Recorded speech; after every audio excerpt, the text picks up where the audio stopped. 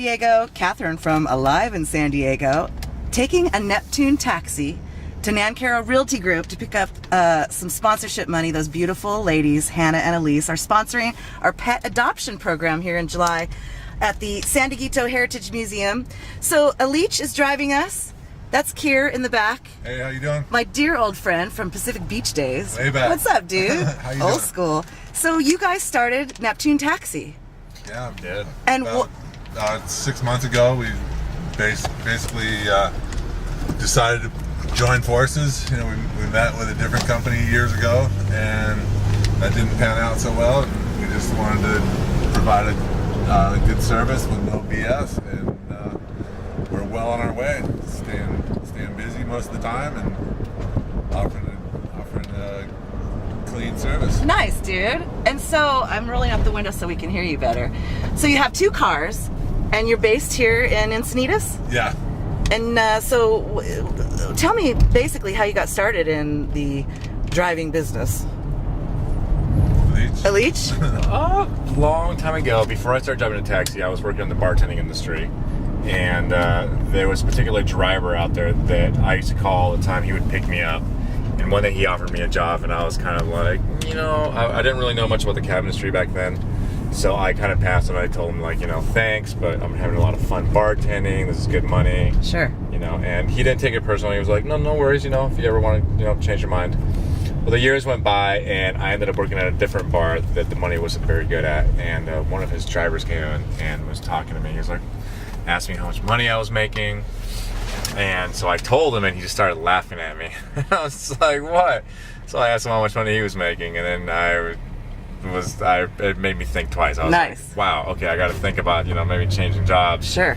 And I sat down, thought about it for a bit, talked to some of my friends, talked to my parents, asked them what they thought. And the idea was, you know, you've grown up in Encinitas for most of your life, you've worked at a lot of bars, you know a lot of people.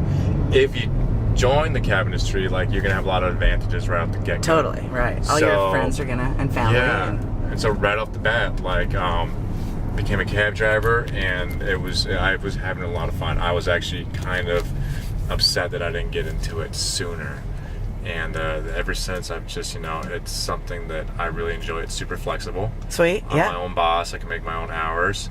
Most of the people that I drive are from the community around here, and they've been referred to me by someone that I know, or they are someone that I know.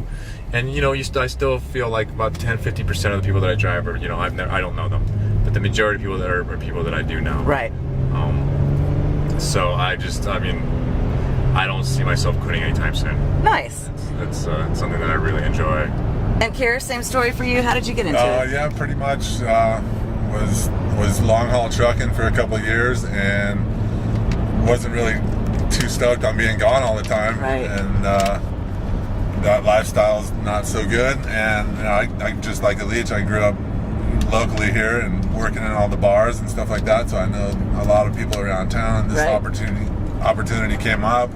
And you know, basically, it would give me an opportunity to be home every day, be in the town that I grew up in, where I'm comfortable and familiar, and it's just been going good since. That's super awesome. And how has, you know, the ride-sharing programs affected? Were you guys driving before Uber and Lyft and all those guys? Yeah. And how has that affected you guys? It's definitely affected us. I'd say there's probably been a drop of about 35 to 40% in business. Obviously, I think the business model for taxis will always be around. They'll always be needed. Yeah. The ride-sharing platform, it's very convenient for people to use, but unfortunately, it's really unfair to the drivers. The drivers, I feel, are being totally exploited by these companies. It's kind of crazy that these companies are worth billions of dollars, and these drivers are like barely making minimum wage. It's like, that doesn't make any sense to me. Right. And though people have sometimes asked me, like, why don't you take an Uber or Lyft to San Diego? I personally, I couldn't do that. I would feel bad. You feel guilty. I feel guilty knowing that I paid someone right. what basically is the equivalent of gas money. It's just like, it's just the concept of I want a nice car immediately for dirt cheap doesn't make sense to me. Yeah. It's not fair. You know, I've never taken an Uber or a Lyft. Not a girl.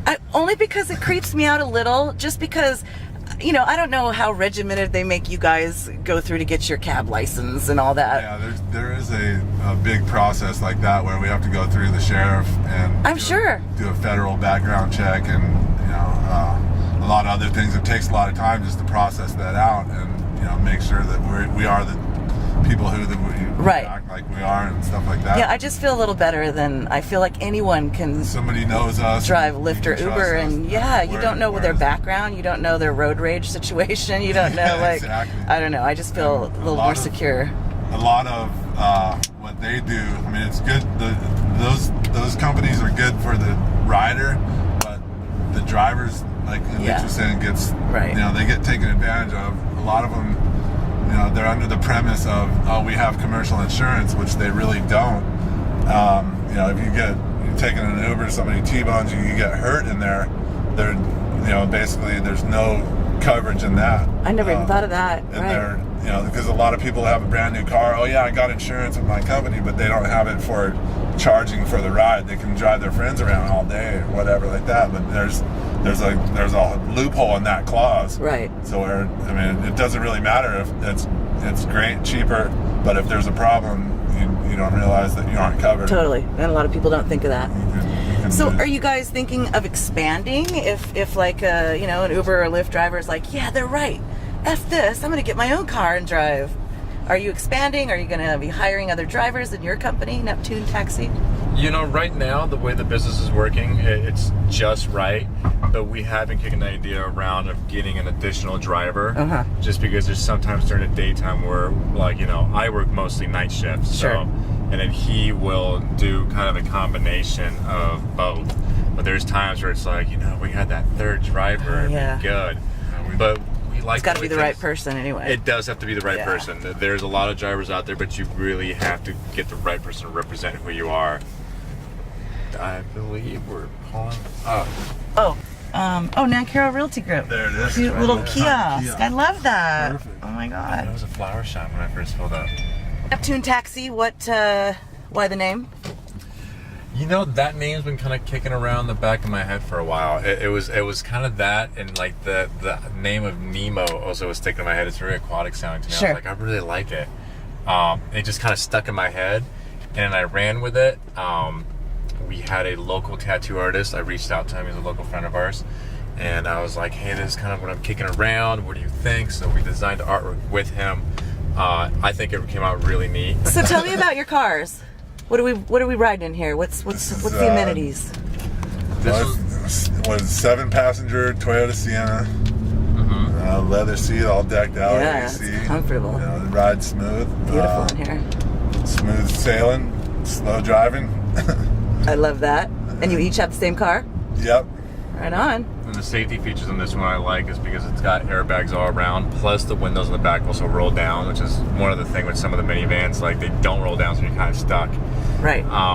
Especially the multi-passenger ones. Yeah, I kind of had an idea in my head a while ago, especially when starting Neptune Taxi. I wanted to get a newer vehicle, and this kind of goes to the ride-sharing thing. They are definitely kind of hurting us a little bit. And so there's two options you can do. You can either match them their pricing, which I don't want to make minimum wage, or you can match them with their vehicles. And I was just like, I'm out here often. I'm pretty much out here close to 7 days a week. Yeah. And it's pretty much my office, so I want to be in something comfortable, and I want people to be in something comfortable that they're not like sitting, going, why am I being charged for this? The vehicle that I had before, I could no longer consciously charge people to drive them. And I was just like, it's too old of a vehicle. Right. Like, it needs to be upgraded. Yeah. So. Toyota's always been a company that I really liked, and a lot of people will comment when they get in the car like, "Whoa, this is a really nice car. It drives really well." And the back seats, the way they fold down is they fold into the floor. Right. So we have clients that have bicycles, so they have massive luggage going to the airport, and it just fits perfectly. Dig it. We put beach cruisers in here all the time. Easy to clean. Got the the floor mats, everything's dialed in. Yep. The seat covers are really nice. We had a company in Carlsbad. They made custom seat covers. They're a little pricey, but they will save the leather. That's amazing. Yeah, these are great. I had a guy's pocket pen explode in his pocket one night. Right. And I was just like, wow. I was like, if that would have been on the leather, I'd be in big trouble. But no, they did a great job on it. Nice. Tell me your craziest passenger story. Oh God. Well, I don't know. Should I? You don't have to say names. Well, I had. It's just to call them a rowdy couple of guys, and didn't go that far, and it turned into like an altercation physically. Fight club in your taxi? Outside of the taxi, and dude. basically it just got cleared the other day on last Friday. I got the case. The DA called me or actually emailed me and let me know that they pled guilty, and there's a few list of things that they have to pay for that they broke, and Why are people classes so lame? and stuff that they have to do. Sure. But, so I mean, I thought I got away from the bar business. And I know, right? But here I am again. You know. Now, did you have to get bad in the altercation? Were you or refereeing, or were you in it, or what? Oh, I was in it. Oh, And no. it was basically it turned on to 2-on-1. Why would they pick on a gigantic man such as Because I'm yourself? sitting down and they don't realize it, and they're just right. a meathead kind of jock guy. Yeah. And When you got out, drugs and alcohol were involved. Yeah, and, totally. and they just, they well, I'm glad that's all behind snapped. you. Yeah. And so I think that was that's the worst of it, but the best of you meet all types of people, which keeps it fresh. Absolutely. Like, I like people watching and that sort of thing. Totally. I mean, you get all kinds of business executives to people just working the streets. And, Are you a chatty driver? Do you start conversation, or do you let? I'll be cordial, but I won't over talk. That's kind of one thing. I'm always pretty silent unless they're talking to me. People at 4:30 in the morning, they don't want to sit there and talk. Right. They just want to go home and get their burrito. Get me to the airport without having to go into it. And right. That sort of thing. So. Ilich, your craziest driver moment? Oh man, I'm still scarred from this one. It was an older couple. I picked them up from a bar down the street here in Encinitas. The bar called and they're like, "Hey, we have some people here. They're really nice. Can you take them home?" So I was like, "Sure, yeah, I'll drive you guys home. I'll show up and pick them up." So I show up, pick them up. We're driving around and we're almost to their destination, to their house. And then the gentleman, he speaks up and he's like, "Oh, you know what? We're out of beer. We need to swing by the liquor store and pick up some beer. Can we stop by there?" I was like, "Sure, yeah, we'll stop by there." Uh-huh. So we go to this gas station that has alcohol, and I park at one of the pumps. And there's people. There's about 10 o'clock at night, 10:30. So there's still people out and about getting gas next to us. Okay. He goes into the liquor store to get alcohol, and the lady that I was driving, she was being she was definitely really intoxicated, and she was kind of grabbing my hair and pushing her husband around. And just acting a little crazy. Sure. I didn't think much of it. I was like, some people get a little out of control. All right. All of a sudden, I hear this weird motion in the back of the car. I haven't talked to her in a bit. I've just been keeping attention on the guy. And I go to talk to her, and I turn her around, and she has removed all her clothes, and it's just pretty much just laying down in the middle of the van. Oh, boy. It was not what I expected at all. I freaked out. I didn't scream at her, but I got out of the car real quick to get her husband and be like, "We need to leave right now," because there's people walking next to my car. Right. So I'm like, someone's gonna see this and then something bad's gonna happen.